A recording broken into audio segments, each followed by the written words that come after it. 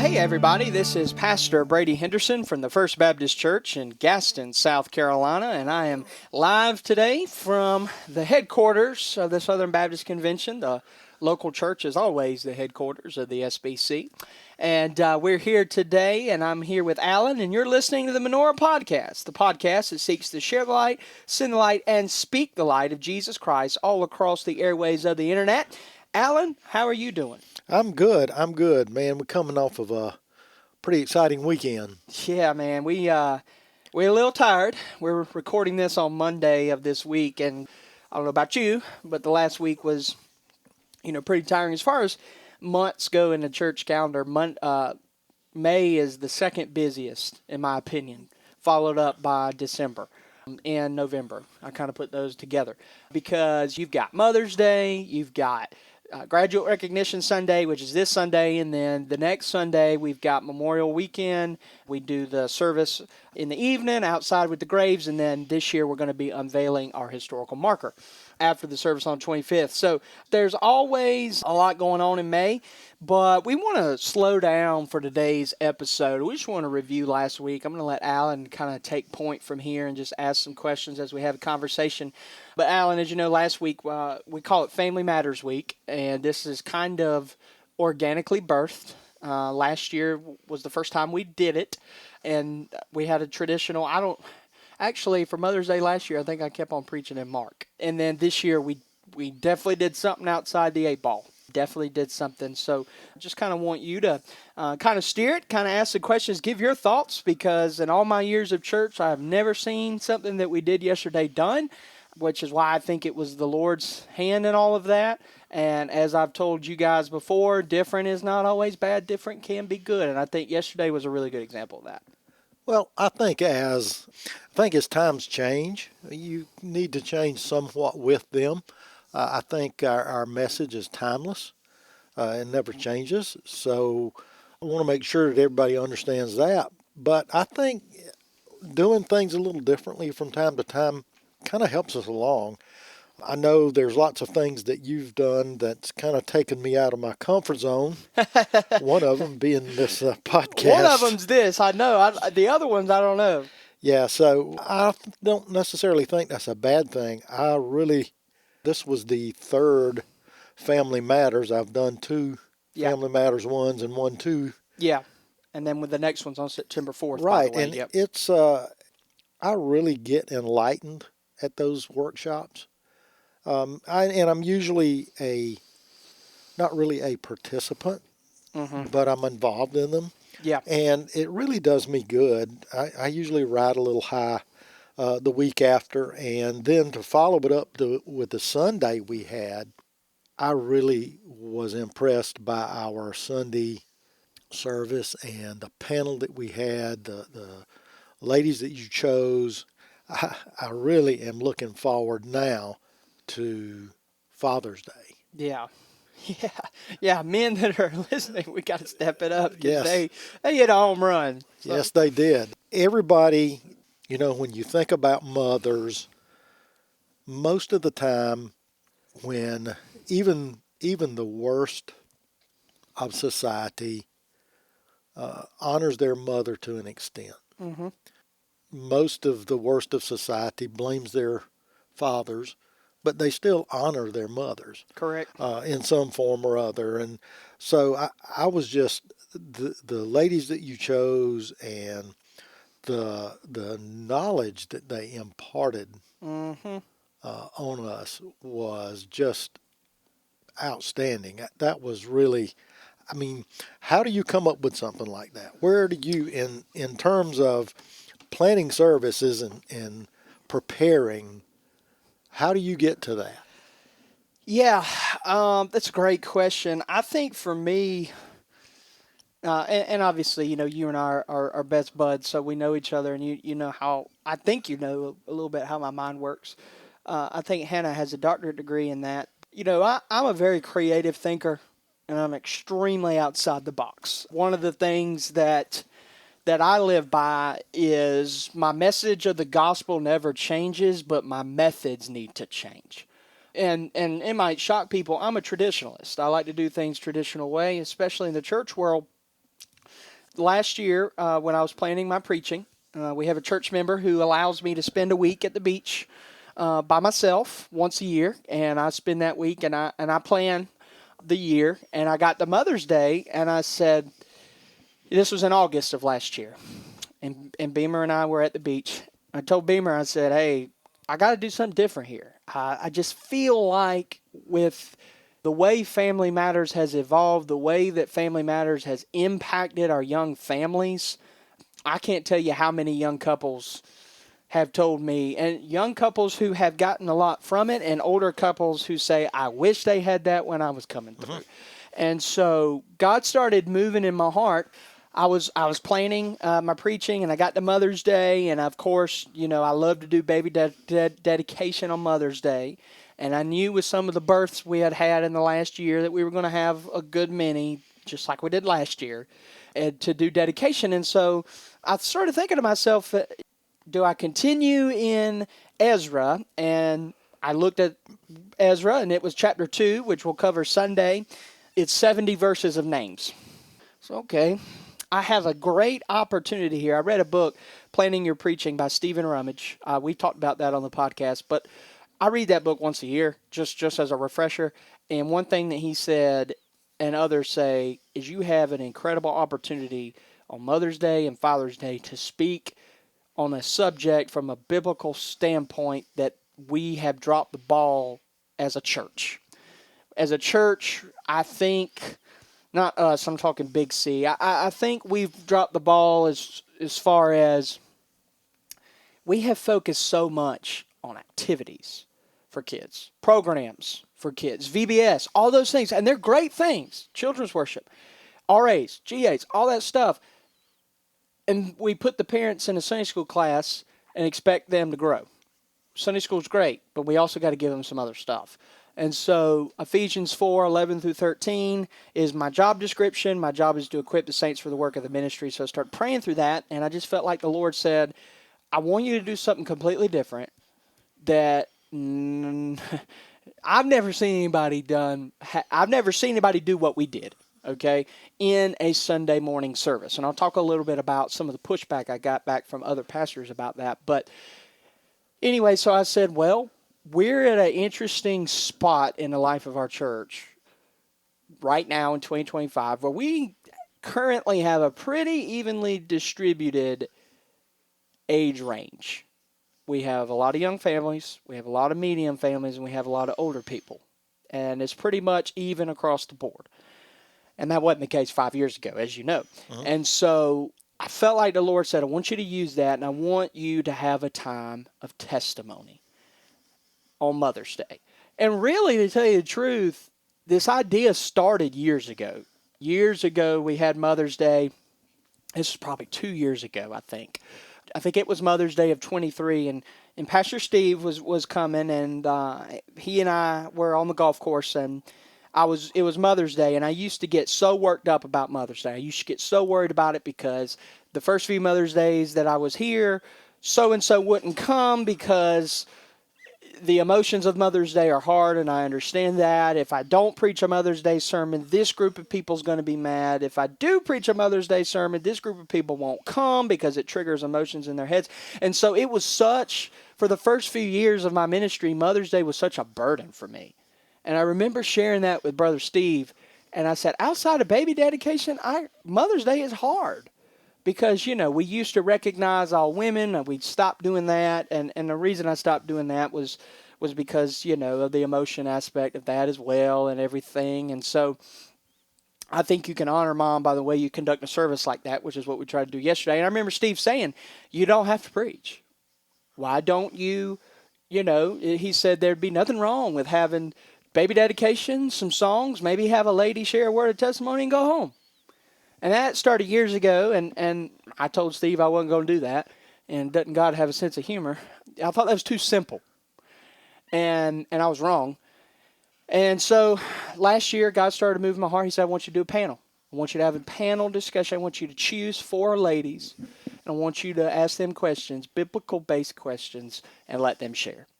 Because I think we had several sermons yesterday, as far as baby dedication in and of itself as a sermon.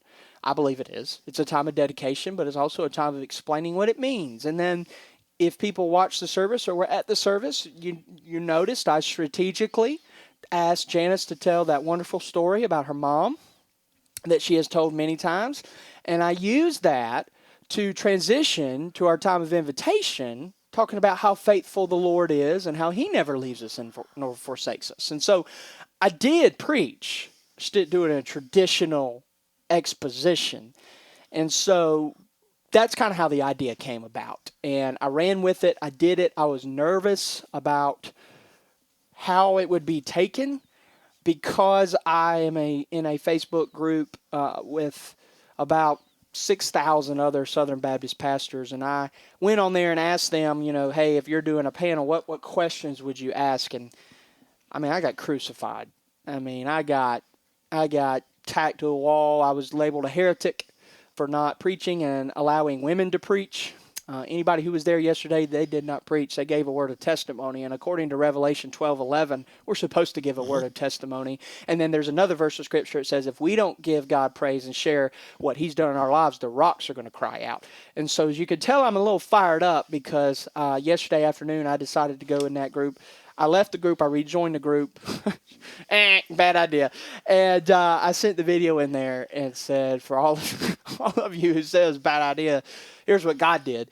And still didn't change their mind. So I shouldn't have done that. I've repented. I've asked God to forgive me. I'm human. I got my flesh. And shouldn't have really, I shouldn't have let them have that much space in my head, because I was doing what I felt like God told me to do, and then they started saying, well, where is that in Scripture? And I'm like, dude, are y'all kidding me? Y'all really want to play this game? Like it has to be a traditional 30-minute sermon standing behind a pulpit. It can't be a sermon during baby dedication when you see young families walk down that aisle taking a vow to raise their children in church when a year ago some of those families weren't in church. And you're telling me that's not a sermon? I have a hard time with that. And so, anyway, I battled a lot with that last week. And like I said, I gave way too much credit to the devil. And yes, devil can use Christians. He can use preachers. And I think that happened to me last week. And they probably think the devil used me. I don't know. They probably think the same thing because like I said, I was labeled a heretic for doing a Mother's Day panel. As far as the church feedback, I don't think anybody had an issue with it, and if they did, they haven't told me. I think everybody really got a lot out of it. And like I said yesterday, I'm not a mom. I'm not even a dad yet, and so for me, I don't have a problem preaching a Mother's Day sermon. I've done it several times here, but I think when God gives you a clear vision, a fresh vision, you got to go with it. You got to go with it. Well, one thing that I think yesterday showed us is these folks are they're regular people. Yeah. And I grew up all my life. I've been in church, and in some cases the pastor, particularly as I was younger, the pastor was kind of a larger than life. It was almost a presence rather than a person, because you didn't really think of him as a person. Yeah. It was the title, it was his position. Yep. And so there was a lot of reverence there, and that's kind of the way I came up. But sometimes I think those folk, through their varied experiences, kind of, I guess, seem like they're preaching at, rather than to, and with. And with. And I think that it is so helpful when you can have somebody that is a peer. Yeah. And, I believe that you really had a wide range of peers represented. And I think that lends a lot of credibility. And, those folks are just regular folks, but they were so well spoken. Yes. They were clear. You were able to really glean a lot out of their conversations. And I think one thing, and Alan, I always want to keep this in my head, is that it's not about me. And I don't want anybody to have the idea when they think of First Baptist Gaston, it's the Brady complex. No, no, no, no. This church was doing great 196 years before I got here. It's not because of me. And I just think doing a panel like that shows that it's not about me. It's this is about the Lord and building His kingdom. And there were some young parents there yesterday who didn't grow up in godly homes and didn't grow up in church. Right. And they got to hear from people who have been there, done that, and quite literally had the T-shirt to prove it. By the way, shout out to Miss Janice for wearing the Family Matters T-shirt. Yes. I appreciate that. So anyway, and that's the thing too. I mean, I tried to be so strategic in selecting the panel. I wanted two people who had been in the church their whole life. I wanted two people who had joined since I got here. I accomplished that. I got Savannah, who I baptized, Miss PJ, who joined several years ago, and then Miss Janice has been here for a long time, and so has Granddaddy. And the other part of that was, one of those mothers was a divorced mother. I didn't bring that out, but I wanted people to know that I don't put a mark on that. I believe God's forgiveness is huge. Obviously, I believe divorce is wrong, but I believe God's grace is big, and God can forgive and redeem and restore. I had two widows. That was done strategically. And then I had a young mom who has little children, and her husband was just brought up as a deacon. That's the other thing. I didn't pick all deacons' wives. I had two deacons' wives, Savannah and Janice, but I didn't, other than that, I didn't. And, I just tried to be really strategic. So in having a broader panel, it's more easy for different walks of life to relate. That's what I was going for. Well, I really think that was accomplished yesterday. I have to say that I am looking forward to Father's Day. You've kind of promised us that we'd get the same thing. I hope Dwayne Johnson's listening. Dwayne, please be on my panel. I think you will find it a little bit harder to get men to open up, but I think that once again there'll be a wealth of information. I think we've got, and that's the thing about this panel. By the way, I want to do it again next year. I want every year's panel to be different. I don't want to have the same people. This year are my guinea pigs. But I want every year's panel, what I'm going to start doing to let the cat out of the bag, is every year we're going to have a different theme. We're always going to do Family Matters, I hope. I hope we never stop doing that. But, for example, one year it might be the theme of blue-collar dads, okay? Dads that work sun up, sun down, or it might be mothers in the workforce or mothers that stay at home, how they came about making that decision, like different themes right, to combat different areas. Because Devil's working overtime on our young families.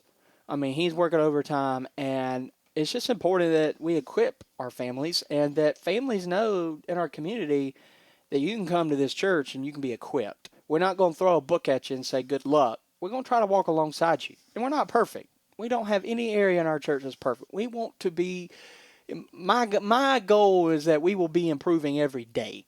Okay? That's my goal. And every area of the church and all of that. But that's kind of what I'm thinking. I've got some names of some men in my head that are swirling around. So we'll see. We'll see. Another awesome thing about yesterday, Nathan Johnson singing. I mean, that was cool. That really was. And we found out that Jesus died for Hannah like 8 times. So that's what Nathan said. Kaylin said, who Jesus died for? He goes, Hannah? I guess you see who makes the biggest impact on him. That's right. And he said Pastor Steve, and even gave Uncle Dickie a shout out. So it was just a great day. And like I said, it all started Thursday for me. That was our second time we've done Family Matters 1.0. And to be honest, 1.0 and 2.0, the group I went through with that was so awesome. Had so many that came back for 2.0. I didn't really think this 1.0 would be very well attended, and it was as well attended as last year's. Mm-hmm. And I was like, okay, God, I see what you're doing. I'm just going to be faithful, and I'm just going to obey you. And to hear the discussions that the families had. And then, here's the other part, Alan. God, not to get too personal, but God knew that Mike and Shelby Rolison were going to be parents at this time, temporary parents for now. God knew that, and they're at Family Matters getting equipped on something they haven't done in a long time. They've done it before. It's just been a while. But God knew that was going to happen. And see, if you would have told me last year Mike and Shelby are going to take Family Matters, I never would have believed you because I didn't know what was coming up. And I just think that's really awesome. It was a great crowd. It was great discussion. And like I said, I'm so proud of many of our young families. We had a new member join yesterday, Mr. Dante Freeman. That's a God story too. I just think, and I know Satan's going to try to do something this week because I'm feeling pretty good about where we are. And I know Satan's going to try to mess that up as he tries to do so well and so often. So, yeah, I couldn't be happier. Like I said, Father's Day's coming up. You know who would be a really good one would be Pastor Steve. He, father of, and I'm speaking out loud, but, father of 3 children and grandparent now. Steve's got a lot more wisdom I think people understand. And I just think he's a mentor for me. Steve is one of the best I've ever been around. I mean, as far as pastors, and I've never done anything where Steve didn't have my back. I mean, he's always had my back, and I'm just thankful for him. And you'll probably be hearing here in a few weeks some plans we have to take that interim title off. We got to go through some formal channels to make that happen, but we are working on that as a personnel committee. I think it's pretty unanimous that the church wants to keep him on. Yeah, I think it would be a good move for us. Well, I think one final thought, I think one of Satan's biggest tools in his arsenal is time. He uses that against us, and we're always too busy to do things. We're too busy to slow down. And I'm probably the most guilty on that, but do take your time to reflect, to meditate on the things of the Lord. And Pastor, why don't you take us out of here? All right, guys. Thank you so much for listening to episode 64 of the Menorah Podcast. The podcast seeks to share the light, send the light, and speak the light of Jesus Christ all across the airwaves of the internet. We will see you Sunday morning. Have a great day. We'll see you guys. Bye.